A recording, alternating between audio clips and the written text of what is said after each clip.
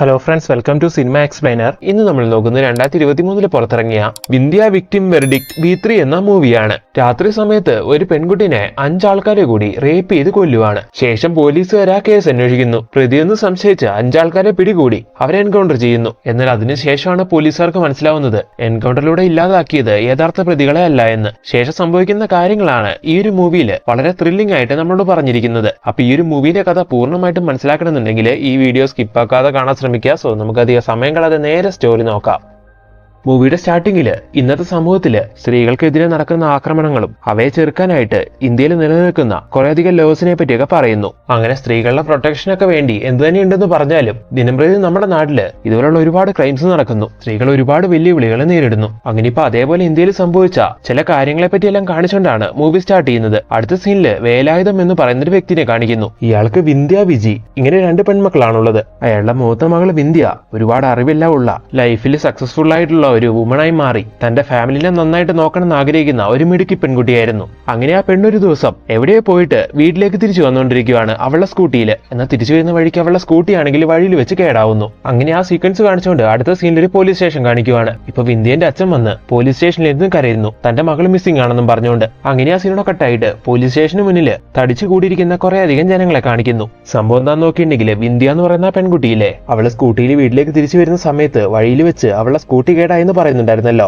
ആ സമയത്ത് 5 ചെറുപ്പക്കാര് അവളെ അവിടെ വെച്ച് ആക്രമിച്ച് അവളെ റേപ്പ് ചെയ്ത് വഴിയിലിട്ട് കത്തിച്ച് കൊന്നു കളഞ്ഞു. സോ അവളോട് അങ്ങനെ പെരുമാറി എന്നുള്ള സംശയത്തില് പോലീസുകാർ 5 ചെറുപ്പക്കാരെ പിടികൂടി അവരെ എൻകൗണ്ടർ ചെയ്ത് കൊല്ലുകയും ചെയ്തു. എന്നാൽ പോലീസുകാർ കണ്ടുപിടിച്ച് കൊന്നു കളഞ്ഞവര് യഥാർത്ഥ പ്രതികളല്ലാന്നും പറഞ്ഞുകൊണ്ടാണ് ഈ ജനങ്ങൾ തടിച്ചുകൂടി പ്രക്ഷോഭം ഉണ്ടാക്കിക്കൊണ്ടിരിക്കുന്നത്. അങ്ങനെ ഈ കേസ് നല്ല രീതിയിൽ വിവാദമാവുന്നുണ്ട്. അത് മനുഷ്യാവകാശ കമ്മീഷനെ ഏറ്റെടുക്കുവാണ്. അങ്ങനെ പോലീസുകാരെ എൻകൗണ്ടർ ചെയ്ത് ഇല്ലാതാക്കിയ ആ 5 ചെറുപ്പക്കാര് യഥാർത്ഥ പ്രതികളായിരുന്നു എന്ന് കണ്ടെത്താൻ വേണ്ടി മനുഷ്യാവകാശ കമ്മീഷനിലെ ചുറുചുറുക്കുള്ള ഒരു ഉദ്യോഗസ്ഥയായ ശിവഗാമിനെ അവരെ നിയോഗിക്കുകയാണ്. എന്നാൽ ഈ കേസ് കിട്ടുന്ന ശിവഗാമിയാണെങ്കിൽ ആ കേസ് ഏറ്റെടുക്കാതെ അല്ലെങ്കിൽ അതിനോട് വലിയ ഇൻട്രസ്റ്റ് കാണിക്കാതെ മാറി നിൽക്കുവാണ്. എന്നാൽ ഹോം മിനിസ്റ്റർ ഡയറക്ടറായിട്ട് വിളിച്ച് ഈ കാര്യം പറയുമ്പോൾ അവൾക്കത് അക്സെപ്റ്റ് ചെയ്യേണ്ടി വരുന്നു. ഇവളിങ്ങനെ ഒരു കേസ് കിട്ടുമ്പോൾ അതിനോട് വലിയ ഇൻട്രസ്റ്റ് കാണിക്കാത്തതിന് ഒരു കാരണം ഉണ്ടായിരുന്നു. 5-6 കൊല്ലം മുമ്പ് ശിവഗാമിക്ക് ഇതുപോലത്തെ ഒരു കേസ് കിട്ടി. ആ കേസ് കൊണ്ട് അവൾക്കുണ്ടായ തലവേദന അത് കുറെ കൂടുതലായിരുന്നു. മാത്രമല്ല ആ കേസിന്റെ പേരിൽ അവളുടെ സർവീസിൽ ഒരു ബ്ലാക്ക് മാർക്കും വീണിട്ടുണ്ടായിരുന്നു. അങ്ങനെ ആ കേസിന്റെ പേരിൽ നായിക ഒരുപാട് അനുഭവിച്ചതാണ്. സോ ഇനി അങ്ങനെ ഒരു സാഹചര്യം ഏറ്റുവാങ്ങാൻ വയ്യ. അതുകൊണ്ടാണ് നമ്മുടെ നായിക ഇതിൽ നിന്ന് പിന്മാറിയത്. എന്നാൽ ഇപ്പൊ ഹോം മിനിസ്റ്റർ ഡയറക്ടറായിട്ട് വിളിച്ച് ഈ കാര്യം പറയുന്നുണ്ട് വേറെ നിവൃത്തിയില്ലാതെ നായികയ്ക്ക് ഇതിലേക്ക് ഇറങ്ങേണ്ടി വരുന്നു. കഴിഞ്ഞ ആ കേസില് നായികയ്ക്ക് ഒരുപാട് ചീത്തപ്പേരുണ്ടായതാണല്ലോ. ആ ചീത്തപ്പേരല്ല ഈ കേസിലൂടെ അല്ലെങ്കിൽ ഈ കേസ് തെളിയിച്ച് മാറ്റിയെടുക്കാന്ന് നായിക ഈ സമയത്ത് വിചാരിക്കുകയും ചെയ്യുന്നു. അങ്ങനെ ഒരു പോസിറ്റീവ് രീതിയിൽ നായിക ഈ കേസ് ഏറ്റെടുത്ത് അങ്ങനെ ഇതുമായിട്ട് മുന്നോട്ട് പോവുകയാണ്. അങ്ങനെ ഇപ്പൊ അതിനുവേണ്ടി ആദ്യം തന്നെ നമ്മുടെ നായിക എന്താ ചെയ്യുന്നതെന്ന് നോക്കിയിട്ടുണ്ടെങ്കിൽ പോലീസുകാർ എൻകൗണ്ടർ ചെയ്ത് കൊന്ന ആ 5 ചെറുപ്പക്കാരുടെയും പാരന്റ്സിനെ പോയി മീറ്റ് ചെയ്യുന്നു. എന്നിട്ട് അവരോട് കാര്യങ്ങളെല്ലാം ഡീറ്റെയിൽ ആയിട്ട് ചോദിക്കുവാണ്. അങ്ങനെ അവര് നടന്ന കാര്യങ്ങൾ പറയാൻ തുടങ്ങുന്നു. വിന്ധ്യ എന്ന് പറയുന്ന ആ പെൺകുട്ടി മരിച്ചതിന്റെ പിറ്റേ ദിവസം പോലീസുകാരെ എൻകൗണ്ടർ ചെയ്ത് കൊന്നു കളഞ്ഞ ആ 5 ചെറുപ്പക്കാരും അവിടെ അടുത്തുള്ള ഒരു നദിയിൽ കുളിച്ചുകൊണ്ടിരിക്കുകയായിരുന്നു. പെട്ടെന്നായിരുന്നു പോലീസ് വന്ന് അവരെ 5 പേരെയും അങ്ങനെ അറസ്റ്റ് ചെയ്ത് കൊണ്ടുപോയത്. കുറെ നേരം കഴിഞ്ഞ് ഈ കാര്യങ്ങൾ അറിഞ്ഞതും ആ ചെറുപ്പക്കാരുടെ പാരന്റ്സ് അവരെ ഇറക്കാനായിട്ട് സ്റ്റേഷനിലേക്ക് എത്തി. എന്നാൽ ആ സമയം അവർ 5 പേരും ആ സ്റ്റേഷനിലില്ലായിരുന്നു. പോലീസുകാരോട് അന്വേഷിക്കുന്ന സമയത്ത് അങ്ങനെ അവരെ അറസ്റ്റ് ചെയ്ത് കൊണ്ടുവന്നിട്ടില്ല എന്നാണ് പോലീസുകാർ പറഞ്ഞത്. അങ്ങനെ പോലീസുകാർ ഇവരെ തെറ്റിദ്ധരിപ്പിച്ച് അവിടെ നിന്ന് പറഞ്ഞയക്കുകയും ചെയ്തു. എന്നാൽ അതിന്റെ അടുത്ത ദിവസം അറിയാൻ കഴിഞ്ഞത് വിന്ധ്യന്റെ മരണത്തിന് കാരണം ഇവർ 5 പേരാണെന്നും പറഞ്ഞുകൊണ്ട് പോലീസുകാർ ഇവരെ എൻകൗണ്ടർ ചെയ്ത് കൊന്നു കളഞ്ഞു എന്നാണ്. അങ്ങനെ ആ കാര്യം അറിഞ്ഞ അവരുടെ പാരന്റ്സ് ആകെ തകർന്നു പോകുന്നു. അവരുടെ മക്കൾ ഒരിക്കലും അങ്ങനെ ചെയ്യില്ല എന്ന് അവർക്ക് ഉറപ്പാണ്. സോ ഒരു തെറ്റും ചെയ്യാത്ത ചെറുപ്പക്കാരെ എന്ത് കാര്യത്തിന്റെ പേരിലാണ് കൊന്നു കളഞ്ഞതെന്ന് ഇവർക്കറിയണം. അതിനുവേണ്ടിയാണ് ഇവരും നാട്ടുകാരും കൂടിയിട്ട് ഇത്രയധികം പ്രക്ഷോഭങ്ങൾ നാട്ടിലുണ്ടാക്കിക്കൊണ്ടിരിക്കുന്നത്. എന്ന കാര്യങ്ങൾ ഇത്രയൊക്കെ ആയിട്ടും പോലീസുകാർക്ക് സത്യാവസ്ഥ മനസ്സിലായിട്ടില്ല. ഇപ്പോഴും ആ ചെറുപ്പക്കാർ തന്നെയാണ് കുറ്റവാളികൾ എന്നുള്ള രീതിയിൽ അവരുടെ ഡെഡ് ബോഡീസ് പോലും വീട്ടുകാർക്ക് വിട്ടുകൊടുത്തിട്ടില്ല. അതിന്റെ പേരിൽ നാട്ടുകാർ പ്രശ്നം ഉണ്ടാക്കിക്കൊണ്ടിരിക്കുന്നുണ്ട്. കൂടാതെ ഇവര് താഴ്ന്ന ജാതിക്കാരാണെന്നുള്ള രീതിയിൽ ഇവരെ ആ ഒരു രീതിക്കും ഇവര് ട്രീറ്റ് ചെയ്യുന്നു. അങ്ങനെ മൊത്തത്തിൽ നാട് മുഴുവനെ ഇളകി നിൽക്കുവാണ്. അങ്ങനെ ആ സീനോടെ കട്ടെ അടുത്ത സീനിൽ നമ്മുടെ നായിക ഈ എൻകൗണ്ടർ ചെയ്ത ഡെപ്യൂട്ടി കമ്മീഷണറെ പോയി കാണുവാണ്. അങ്ങനെ അയാളോട് ഈ കേസിനെ പറ്റി ചോദിക്കുന്ന സമയത്ത് അയാൾ അറിയുന്ന കുറെ കാര്യങ്ങളെല്ലാം നായികനോട് ഷെയർ ചെയ്യുന്നു. ഞങ്ങൾ അവരെ അറസ്റ്റ് ചെയ്ത് കൊണ്ടുവരാൻ മാത്രമാണ് പോയത്. എന്നാൽ അങ്ങനെ അവിടെ വെച്ച് അവരെ അറസ്റ്റ് ചെയ്ത് അങ്ങനെ കൊണ്ടുവരുന്ന സമയത്ത് അവർ ഞങ്ങളുടെ കയ്യിൽ നിന്ന് രക്ഷപ്പെടാൻ ശ്രമിച്ചു. ഞങ്ങൾ അവരെ പിടികൂടാൻ ശ്രമിച്ചപ്പോൾ ഞങ്ങളുടെ തോക്ക് തട്ടിപ്പറിച്ച് അവര് ഞങ്ങളെ ഷൂട്ട് ചെയ്യാൻ ശ്രമിച്ചു. ആ സമയത്ത് വേറെ നിവൃത്തിയില്ലാതെ അവരെ എൻകൗണ്ടർ ചെയ്യേണ്ടി വന്നതാണെന്നാണ് ഇയാൾ പറയുന്നത്. ഏകദേശം 4 മണി രാത്രിയാവുന്ന സമയത്താണ് മകളെ കാണാനില്ല എന്നും പറഞ്ഞുകൊണ്ട് സ്റ്റേഷനിലേക്ക് കരഞ്ഞുകൊണ്ട് വേലായുധം വരുന്നത്. അങ്ങനെ അയാളുടെ കംപ്ലൈന്റ് എല്ലാം എടുത്തുകൊണ്ടിരിക്കുന്ന സമയത്ത് അവിടെ അടുത്തുള്ള ഒരു പാലത്തിനടിയിലായിട്ട്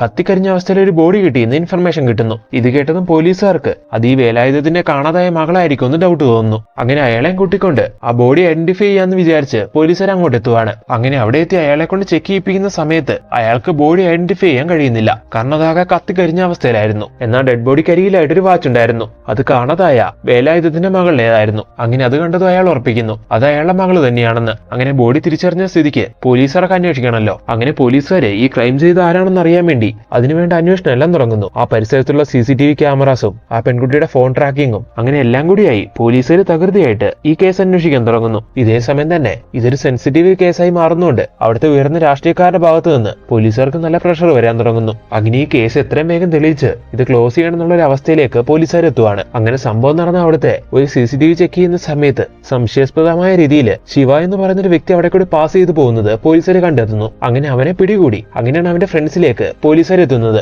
ശേഷം ശിവയടക്കം ആ 5 പേരെ പോലീസുകാർ അറസ്റ്റ് ചെയ്ത് കൊണ്ടുപോയി അവരെ എൻകൗണ്ടർ ചെയ്യുകയാണ് ചെയ്തത്. അങ്ങനെ ഇപ്പൊ ഈ കാര്യങ്ങളെല്ലാം ആ കമ്മീഷണർ പറയുന്ന സമയത്ത് നായിക അയാളോട് ചോദിക്കുവാണ്, ശരി നിങ്ങൾ അവരെ എൻകൗണ്ടറിലൂടെ കൊന്നുകളഞ്ഞു, എന്നാൽ അവരാണോ ഈ ക്രൈം ചെയ്തതെന്നുള്ള കാര്യം നിങ്ങൾ തെളിയിച്ചായിരുന്നോ? അവരത് സമ്മതിച്ചായിരുന്നോ? യെസ് മാഡം, ഞങ്ങൾ വിശദമായിട്ട് ചോദ്യം ചെയ്തപ്പോൾ അവരാ ക്രൈം സമ്മതിച്ചിട്ടുണ്ടായിരുന്നു. ഇങ്ങനെയും പറഞ്ഞുകൊണ്ട് അതിനെപ്പറ്റി അയാൾ പറയാൻ തുടങ്ങുന്നു. അന്ന് ആ സംഭവം നടന്ന അന്ന് രാത്രി ഈ ചെറുപ്പക്കാർ 5 പേരും കൂടി റോഡരികിൽ ഡ്രഗ്സ് യൂസ് ചെയ്തുകൊണ്ടിരിക്കുകയായിരുന്നു. ഈ സമയത്തായിരുന്നു അവിടെ കൂടി പോകുന്ന വിദ്യ എന്ന് പറയുന്ന ആ പെൺകുട്ടിയുടെ സ്കൂട്ടി കേടാവുന്നത്. അങ്ങനെ ഇനി എന്ത് ചെയ്യുമെന്നും വിചാരിച്ച് അവൾ അങ്ങനെ നിൽക്കുന്ന സമയത്ത് ഈ ചെറുപ്പക്കാർ അത് കാണുന്നു. അങ്ങനെ അവർ അവളുടെ അടുത്തേക്ക് എന്നിട്ട് എന്താ പറ്റിയെന്ന് ചോദിക്കുമ്പോൾ അവളിങ്ങനെ സ്കൂട്ടി കേടാ എന്ന് പറയുന്നു. പേടിക്കേണ്ട, ഞങ്ങൾ ശരിയാക്കി തരാമെന്നും പറഞ്ഞുകൊണ്ട് അവർ ആ സ്കൂട്ടി ശരിയാക്കാൻ തുടങ്ങുവാണ്. എനിക്ക് ഹെൽപ്പ് വേണ്ട, ഞാൻ എന്റെ വീട്ടിലേക്ക് വിളിച്ച് പറഞ്ഞോളാന്ന് ആ സമയം അവൾ പറയുന്നുണ്ടായിരുന്നു. എന്നാൽ അത് കേൾക്കാതെയാണ് അവരവളെ ഹെൽപ്പ് ചെയ്യാന്നൊക്കെ പറയുന്നത്. അങ്ങനെ അവർ സ്കൂട്ടി നന്നായിക്കൊണ്ടിരിക്കുന്ന സമയത്ത് കുറച്ചങ്ങോട്ട് മാറി നിന്ന് അവളാണെങ്കിൽ അനിയത്തിനെ കോൾ ചെയ്ത് ഇന്നപോലെ കാര്യങ്ങളെല്ലാം പറയുന്നുണ്ടായിരുന്നു. അങ്ങനെ സംസാരിച്ച് കോളെല്ലാം കട്ട് ചെയ്തിട്ട് അവളെ സ്കൂട്ടീന്റെ അടുത്തേക്ക് വരുന്ന സമയത്ത് അവന്മാർ 5 പേരും കൂടി ഇവളോട് അവിടെ വെച്ച് മോശമായിട്ട് പെരുമാറാൻ തുടങ്ങുന്നു. ഈ സമയം ആ പെൺകുട്ടി അവളുടെ ജീവനും കൊണ്ട് അവിടെ നിന്ന് ഓടി രക്ഷപ്പെടാൻ ശ്രമിക്കുകയാണ്. എന്നാൽ അവന്മാർ 5 പേരും കൂടി അവളെ ഓടിച്ചിട്ട് പിടിച്ച് അവളെ റേപ്പ് ചെയ്യുകയാണ്. അതിനുശേഷം അവളെ ആ പാലത്തിനടിയിൽ കൊണ്ടുപോയിട്ട് പെട്രോൾ ഒഴിച്ച് അവർ കത്തിക്കുകയും ചെയ്യുന്നു. ഈ കാര്യങ്ങളെല്ലാം അവർ സമ്മതിച്ചാണെന്നും പറഞ്ഞുകൊണ്ട് ഇപ്പൊ പോലീസുകാരൻ നായകനോട് ഷെയർ ചെയ്യുന്നു. മാന്യമായിട്ട് അവരെ കോടതിയിൽ ഹാജരാക്കാന്നാണ് ഞങ്ങൾ വിചാരിച്ചത്. എന്നങ്ങനെ സ്റ്റേഷനിലേക്ക് കൊണ്ടുപോകുന്ന സമയത്ത് ഞങ്ങളുടെ കയ്യിൽ നിന്ന് അവർ രക്ഷപ്പെടാൻ ശ്രമിക്കുകയും ഞങ്ങളുടെ തോക്ക് തട്ടിപ്പറിച്ച് ഞങ്ങളെ ആക്രമിക്കാൻ തുടങ്ങുകയും ചെയ്തപ്പോൾ വേറെ നിവൃത്തിയില്ലാതെ ഞങ്ങൾക്ക് അവരെ എൻകൗണ്ടർ ചെയ്യേണ്ടി വന്നതാണെന്നാണ് ഇപ്പൊ ആ ഉദ്യോഗസ്ഥൻ പറയുന്നത്. സെൽഫ് ഡിഫൻസിന് വേണ്ടി ഈ ഒരു കാര്യം ചെയ്തുകൊണ്ട് പലരും തന്നെ സപ്പോർട്ട് ചെയ്യുന്നുണ്ട്. അതിൽ താൻ ചെയ്തത് അത്ര വലിയ തെറ്റായിട്ട് തനിക്ക് തോന്നുന്നില്ല. എന്തായാലും ഒരു പെൺകുട്ടിനെ ആക്രമിച്ച് കൊന്നവന്മാരല്ലേ ഞാൻ കൊന്നത്. പിന്നെ കാര്യങ്ങളൊന്നും മനസ്സിലാക്കാത്ത കുറെ ആൾക്കാര് ഇങ്ങനെ പ്രശ്നങ്ങൾ ഉണ്ടാക്കും. അത് വലിയ കാര്യമാക്കാനും ഞാൻ പോകുന്നില്ല എന്ന് ആ ഉദ്യോഗസ്ഥൻ ഇപ്പൊ നായികനോട് പറയുന്നു. അടുത്ത സീനിൽ നമ്മുടെ നായികയാണെങ്കിൽ ഇന്ത്യന്റെ അച്ഛനെ വിളിച്ച് അവള് മരിച്ചന്ന് നടന്ന കാര്യങ്ങളെല്ലാം ചോദിക്കുന്നു. അന്ന് ആ സംഭവം നടക്കുന്ന അന്ന് മകൾ ഒരുപാട് സമയം വൈകിട്ടും വീട്ടിലേക്ക് എത്തുന്നില്ല.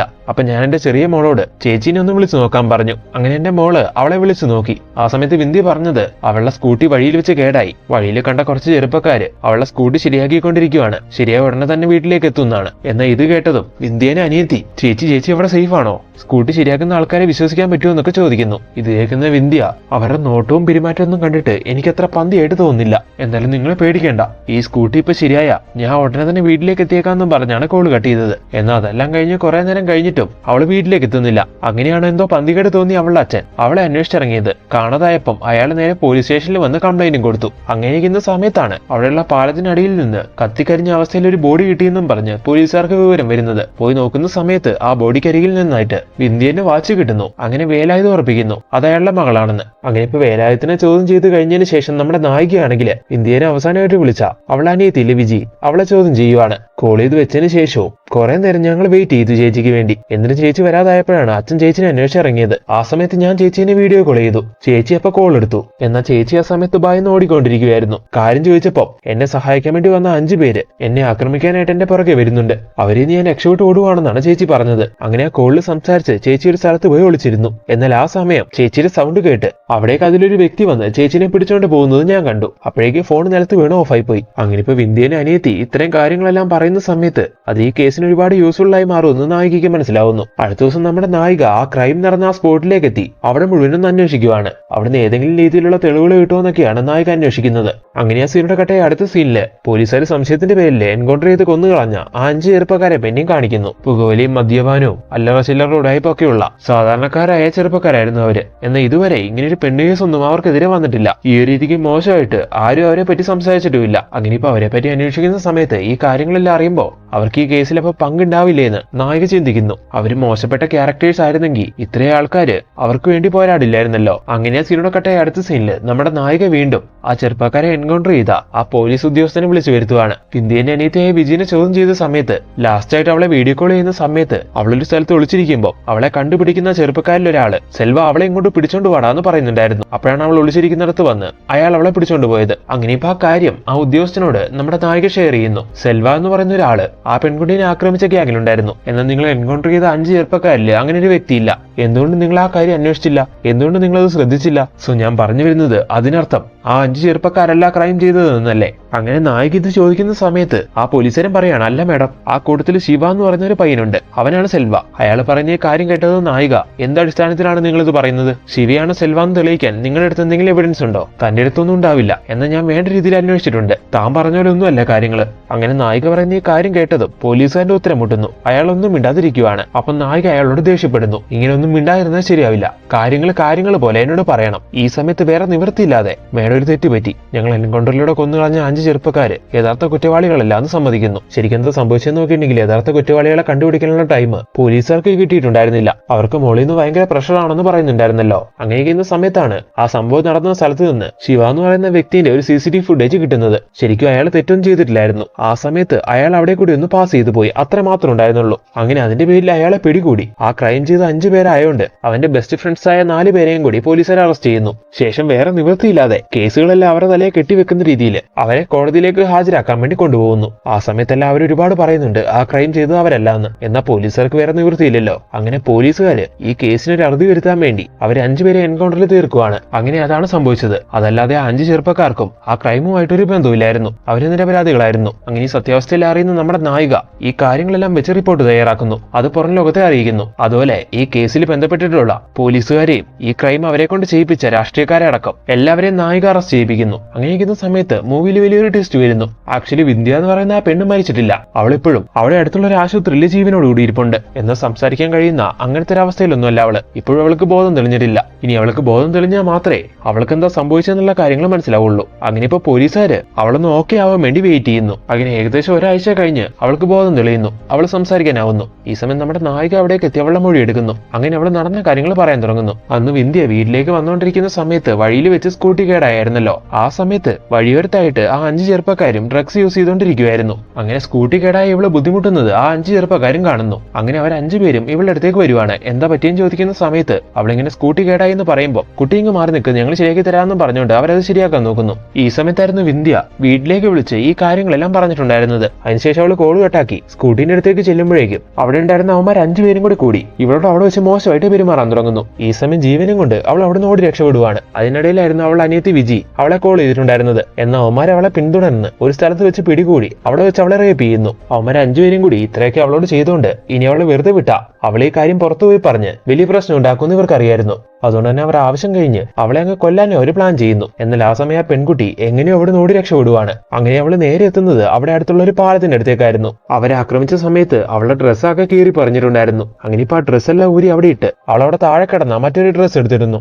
ഇതേ സമയത്ത് അവൾ ഊരി എറിഞ്ഞു കളഞ്ഞ ആ ഡ്രസ്സ് പോയി വീഴുന്നത് ആ പാലത്തിനരികിലായിട്ട് കിടക്കുന്ന ഒരു ഭിക്ഷക്കാരിയുടെ മേത്തായിരുന്നു. അതിനുശേഷം ആകെ അവശതയിലായ അവള് കുറച്ച് ദൂരം മാറി ഒരു സ്ഥലത്ത് പോയി ഒളിച്ചിരിക്കുവാണ്. ഇതേ സമയം അവളെ ഫോളോ ചെയ്ത് അവിടേക്ക് വരുന്ന അവളുടെ ഡ്രസ്സ് അവിടെ കിടക്കുന്ന കണ്ടിട്ട് അവള് ബോധം കെട്ട് വീണതാണെന്ന് തെറ്റിദ്ധരിച്ച് പെട്രോൾ ഒഴിച്ച് ആ ബോഡി കത്തിക്കുന്നു. എന്നാൽ അത് ആ ഭിക്ഷക്കാരിയുടെ അല്ലായിരുന്നോ? അങ്ങനെ ആ ഭിക്ഷക്കാരിയാണ് മരിച്ചുപോയത്. ഡ്രസ്സ് ചേഞ്ച് ചെയ്യുന്ന സമയത്ത് അവളുടെ വാച്ച് അവിടെ ചാടി പോകുന്നുണ്ടായിരുന്നു. അതുകൊണ്ടാണ് ബോഡി ഐഡന്റിഫൈ ചെയ്യാൻ വേണ്ടി വന്നപ്പോൾ ആ വാച്ച് കണ്ട് അത് മകളുടെ ബോഡിയാണെന്ന് അവൾ അച്ഛൻ പറഞ്ഞത്. അങ്ങനെ ഇതൊക്കെയായിരുന്നു അവൾക്ക് സംഭവിച്ചിട്ടുണ്ടായിരുന്നത്. അങ്ങനെയായിരുന്നു അവൾ രക്ഷപ്പെട്ടിട്ടുണ്ടായിരുന്നത്. എന്നാൽ അവളോട് ആ ക്രൂരതയെല്ലാം ചെയ്ത ആൾക്കാരെ ഐഡന്റിഫൈ ചെയ്യാൻ അവൾക്ക് കഴിഞ്ഞില്ല. അവരുടെ മുഖമൊന്നും തനിക്ക് ഓർമ്മയില്ല എന്നാണ് അവൾ പറയുന്നത്. എന്തായാലും പോലീസുകാരെ എൻകൗണ്ടർ ചെയ്ത ചെറുപ്പക്കാരില്ല എന്നുള്ള കാര്യം ഉറപ്പാണ്. പാവ 5 ചെറുപ്പക്കാരുടെ ജീവിതം ആ ഒരു രീതിയിൽ ഇല്ലാതായി. എന്നാലും ശരിക്കും ആ ക്രൈം ചെയ്ത ആൾക്കാരെ ഇപ്പോഴും പോലീസ് അന്വേഷിക്കുവാണ്. ഇതേ സമയത്ത് അവന്മാരാണെങ്കിൽ യാതൊരു കൂസലും ഇല്ലാതെ മറ്റൊരു സ്ഥലത്ത് നല്ല അടിച്ചു പൊളിച്ചിരിക്കുന്നതായിട്ട് കാണിച്ചുകൊണ്ട് ആ ഒരു രീതിക്ക് ഈ മൂവി എൻഡ് ചെയ്യുകയും ചെയ്യുന്നു.